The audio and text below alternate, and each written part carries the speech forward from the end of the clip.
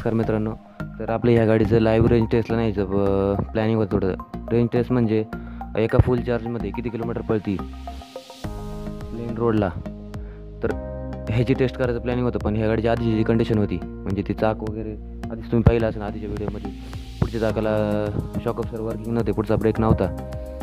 तर आपण सध्या तात्पुरतं काय केलं, एक दुसरी गाडी आपली स्प्लेंडर, तिचं मेकॅनिझम फोर्क असेंब्ली पूर्ण तिला चेंज केली आहे, अल्टर केली आहे. तर हे तुम्ही बघू शकता. तर याचे दोन्ही शॉक ऑब्झर्वरमधले डिस्टन्स कमी होतं थोडं, त्यामुळे एक डिस्टन्स काढून मध्ये वॉशर टाकावं लागले मला. आता एकदम गाडी खटाखट चालू आहे, फक्त याला पुढचं मडगाड वगैरे नाही. आणि चेनला सुद्धा आधीचा प्रॉब्लेम होता, त्यामुळे ती गाडी गेलीच नसती आणि रेंज पण कमी दिली असती. आता सगळं व्यवस्थित चालते, या चाकांना हवा वगैरे सगळं भरपूर आहे, टायर नवीन आहे, पुढून लाईट वगैरे सगळं आहे. तर बघू आता 1-2 दिवसात ही व्हिडिओ मिळून जाईल तुम्हाला किती किलोमीटर पळते एका फुल चार्जमध्ये. माझा अंदाज असा आहे का 51 किलोमीटर गेली पाहिजे एका फुल चार्जमध्ये, कारण 1000 वॅटची मोटर आहे, 28 एम्पियरची बॅटरी आहे. रेंज थोडी कमी झाली असेल, कारण बॅटरी घेऊन मला ऑगस्टमध्ये बॅटरी घेतली होती 2018मध्ये. तर 6 महिने झाले बॅटरी घेऊन, 6 महिने बॅटरी वॉरंटी होती, वॉरंटी पण संपलेली आहे. तर मला असं वाटतं की रेंज थोडी कमी झाली असेल, बघू 40 किलोमीटर एकपर्यंत जाईल. तर आपण त्यावेळेस जेव्हा रेंज टेस्ट केली होती तेव्हा नवीन होती, तेव्हा 750 वॅटची मोटर होती. त्यावेळेस मी रेंज टेस्ट केली तेव्हा मला 50 किलोमीटरची रेंज भेटली होती 750 वॅटच्या मोटरवरती.